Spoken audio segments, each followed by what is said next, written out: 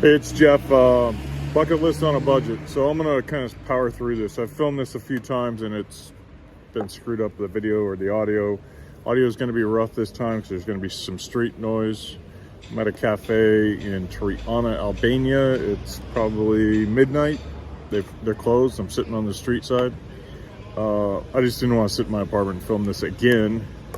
So bucket list on a budget real quick. It is essentially trading rent for Airbnbs and hotels. That's kind of it in a nutshell. You know, I discovered I could afford to travel if I didn't have to pay rent.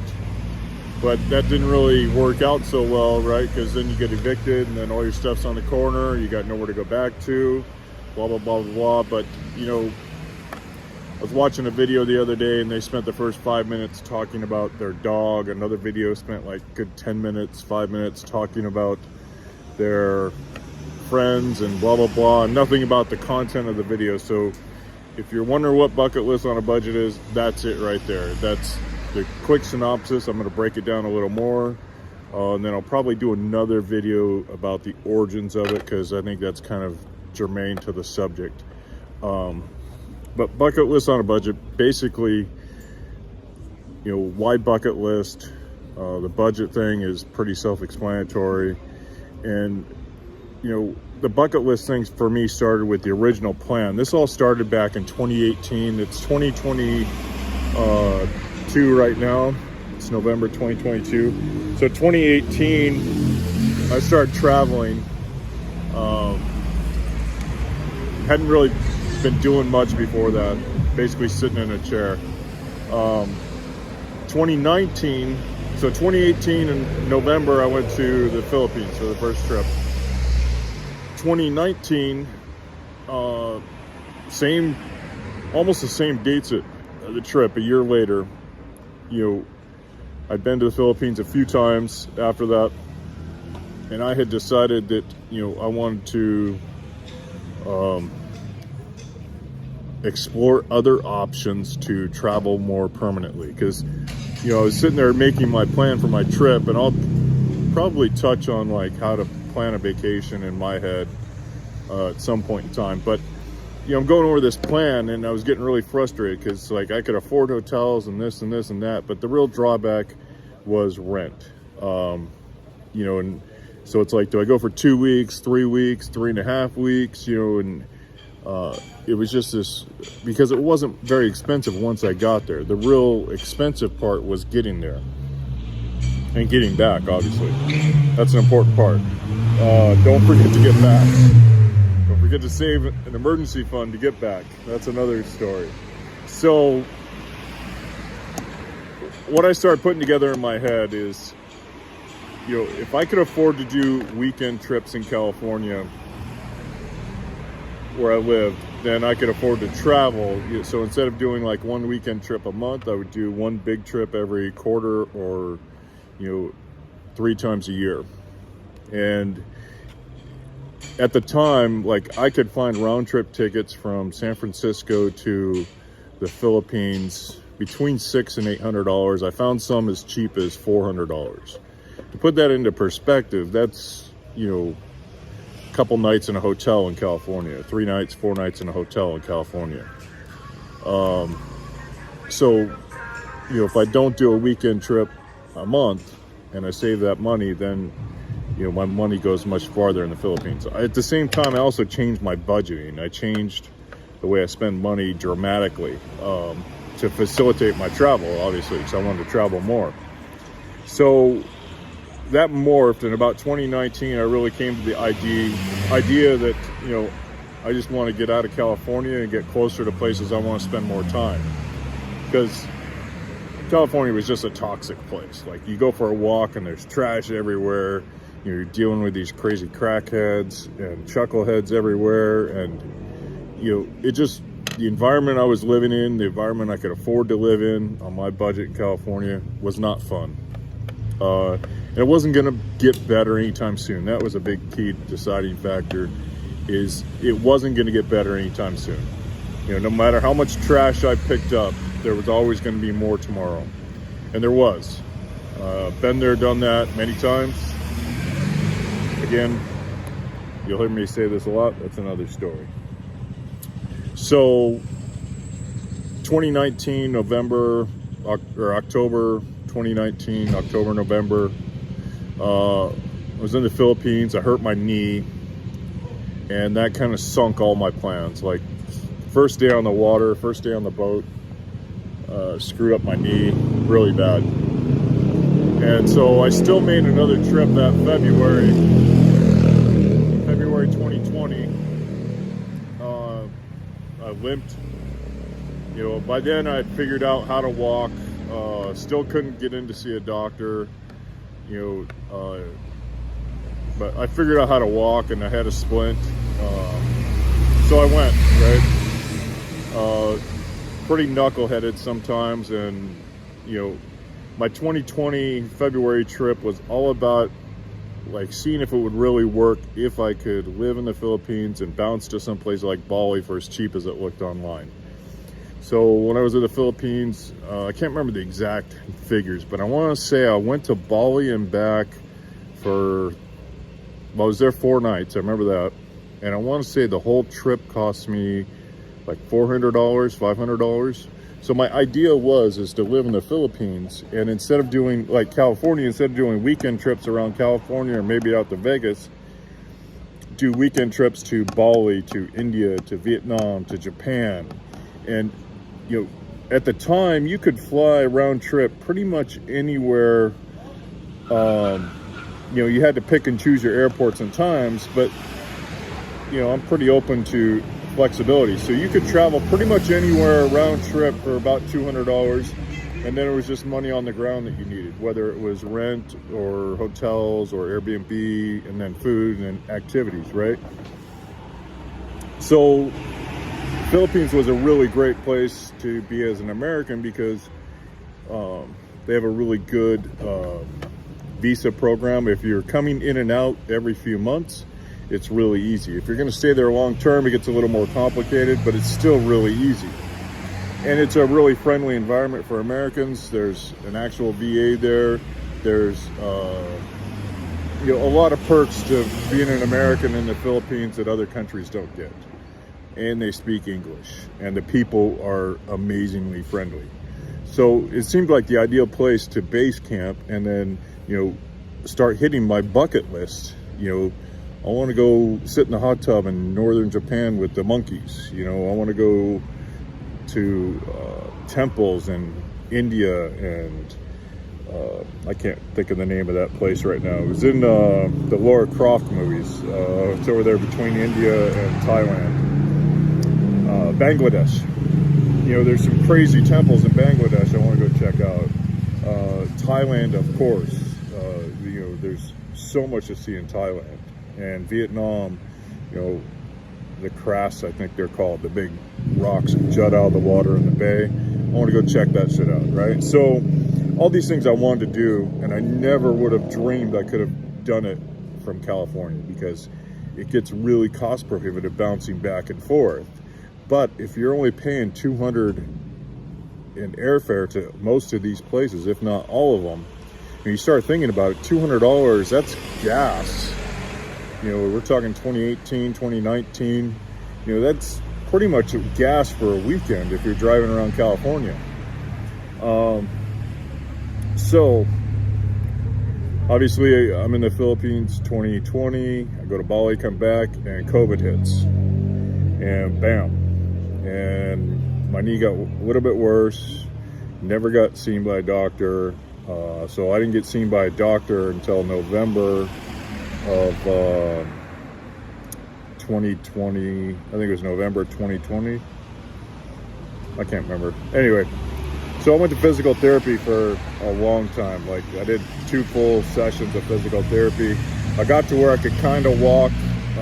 I mean, it was to the point where, you know, I was having a hard time just making a trip to Costco. And I, you know, I muscled through it as hard as I could, but, you know, I'd go for a long walk or a longer walk, and, you know, my knee would hurt so bad I didn't want to get out of bed the next day. That happened a lot. So things opened up and I got back on my plan. I could walk again, and California kept getting worse and I had to get out of there. So I was getting out of there one way or the other. You know, it didn't matter, I was leaving. Then I got sick again, had some health problems, started getting better a little bit, and somebody offered me a reduced rent house sitting gig in the Azores for 2 months, and I jumped on it. So when I left California, it was kind of a shit show because I was having a hard time getting anything done. And I ended up in the Azores, and I started driving forward with my plan. And I was very excited, very happy. The Azores was great. I can't tell you how healthy that was for me. And that's been the biggest perk of this, you know, bucket list on a budget lifestyle is, you know, it's extremely healthy for me. You know, I'm not sitting around. I'm not like blah, blah, blah. So I'm running around the Azores, walking a lot more than I had in the last year. Took a little side trip from the Azores, test that out. Went to Italy, Albania, and then came back to the Azores. And that was excellent. And kind of proved my theory again. And so then I, you know, the lease ran out, the owner came back to their house, and I bounced over here to Tirana, Albania. I've been here, I got here, when did I get here? I was in June, July in Azores, so I got here August, September, October. This is November, I'll be leaving in December. And part of that's about the visa situation. Part of that's just, you know, I walked out and found this place. Albania, if I were looking at doing the whole base camp and bounce out for weekends, Tirana, Albania is probably the best place I've found, because a lot of things, the cost of living as an American, you can live here a year without a visa, or you get a tourist visa on arrival. They didn't even stamp my passport. I've been through customs a number of times here. They've never even stamped my passport. They just check you in to their computer system and rush you through. They're super fast in their customs. They're about getting the job done and going home. So it's not a lot of this screw with you. So if I were going to base camp like I'd planned to in the Philippines, in Europe, so far this would be my first choice. You know, the cost of living and the ease to get out of here is just amazing. You know, the airport is so friendly. You know, going to the Philippines, I used to fly into Clark because flying into Manila just wasted a whole day. And like, I was bouncing from island to island one time, and I came back to Clark, Angeles City, and so I landed at the airport, and I forgot the numbers now. Maybe they'll come to me another time, but I look at my watch, and I want to say it was 14 or 16 minutes. I'm positive it was significantly under 20, because I looked at my watch when the door opened on the airplane, right? One of those little airplanes, couple of small props on the sides. And so I watched the door open. I go through, walk into the airport. Like, I'm one of the first people off the airplane. And then I pass everybody else, you know, walking off the tarmac. I walk into the airport, I pick up my bag, right as it's coming out on the, you know, my checked bag, it's coming out on the conveyor belt. I just pick it up and walk right out the door. I mean, I didn't even stop. I walk out the door, the car I'd booked is sitting right there. He stops at an ATM on the way to the hotel. I get to the hotel, the guy grabs my bags out of the car. I go to the front desk, they check me in, and I'm literally in the shower, you know, in under 20 minutes. And that's how, you know, Angeles Airport is just so nice. They're just so quick and efficient there, and there's no monkeying around, and there's no traffic problems usually. It's just so easy. So if you're gonna bounce around the Philippines and base camp somewhere in the Philippines, Angeles is a really good place, just because of that. And Tirana is the same way. It's not quite as fast, but it's nearly as fast. You know, you get to Tirana Airport and, you know, there's not a lot of headache there. It's just so easy in and out. I've flown in and out only a few times so far, but anyway, so if I were gonna base camp in Europe, You know, this is a pretty central location. You're 30 minutes from, or 45 minutes from Italy. You know, you could fly over there for an afternoon probably. I haven't checked the schedules. You know, you're so close to Greece, you know, Istanbul, Germany, you know, France, Spain. I mean, it's really a good central location.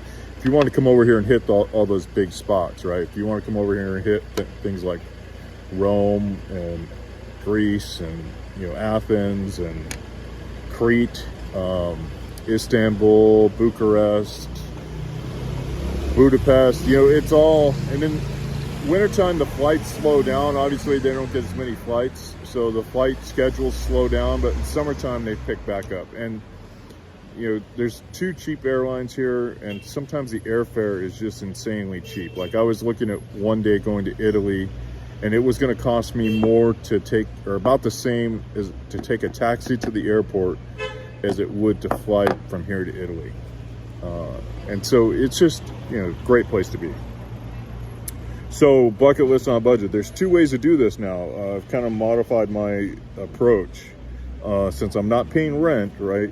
I can either, my original plan was to move every 3 months and just kind of, you know, my plan was to move and then in the middle month, you know, spend my money and go on a side trip, and then, you know, save for another month, and then after the 3rd month move, and keep bouncing around. Part of that was the Schengen treaty, 90 days in, 90 days out deal of Europe.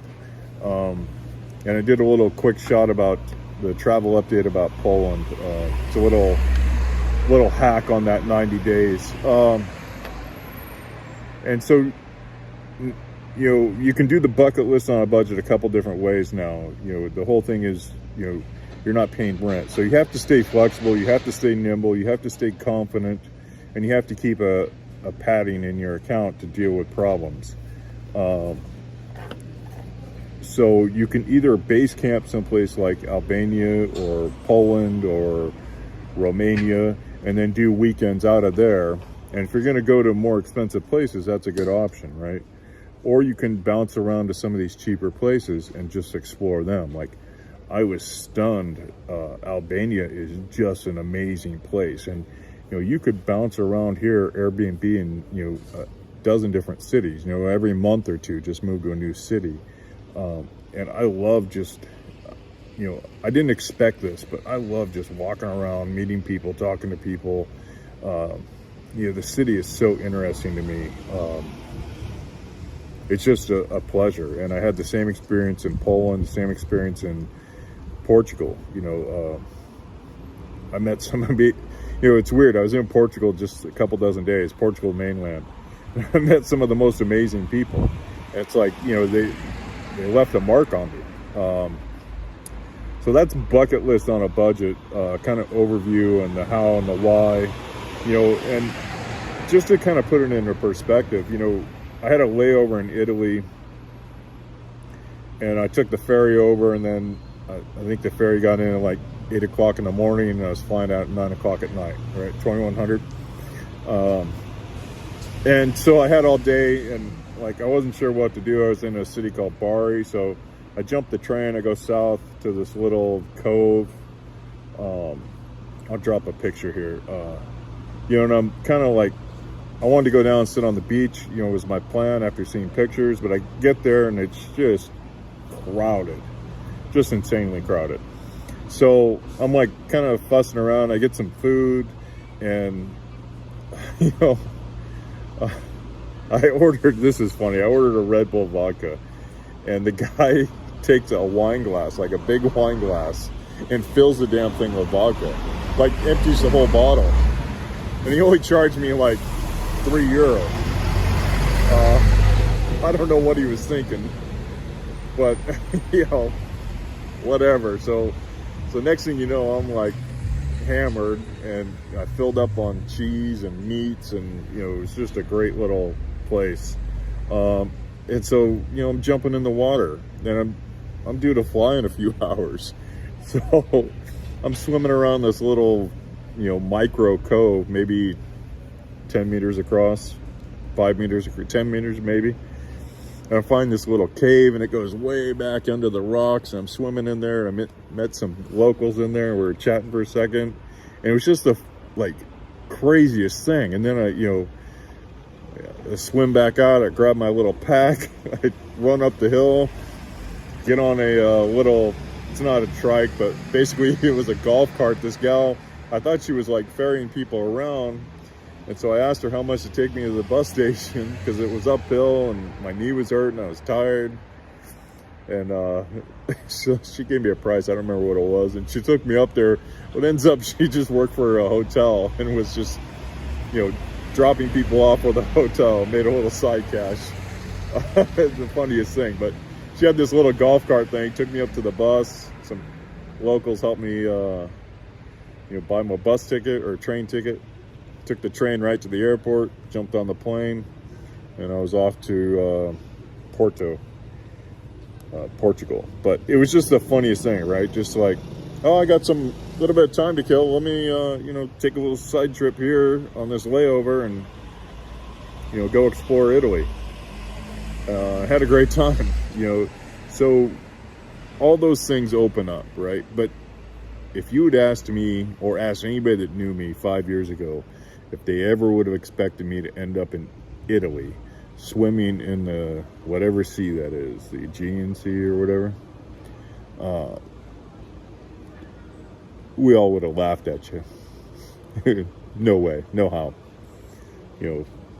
I wasn't managing my money, I wasn't doing this, I wasn't doing that, and the flight from America to Italy is just insane. So to go there on a vacation, you're talking a year's savings just to make it there and back on a vacation. Where if I'm already over here, like right now, I could probably go to the airport and be on a flight tomorrow morning to Italy for $50 at the most.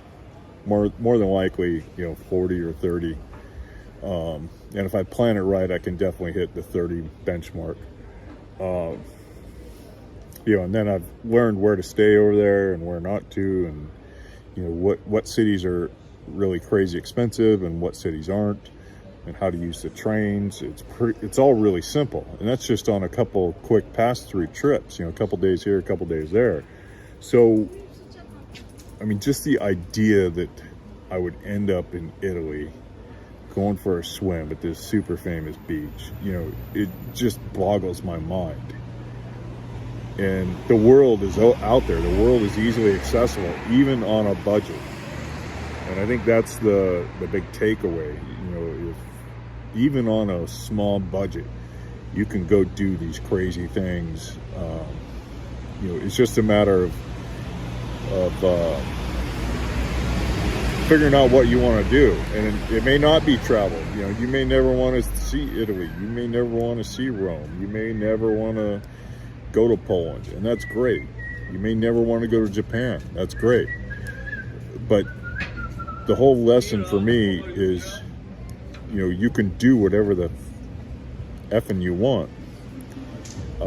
It just takes you a little change of mindset, a little discipline, and having that goal.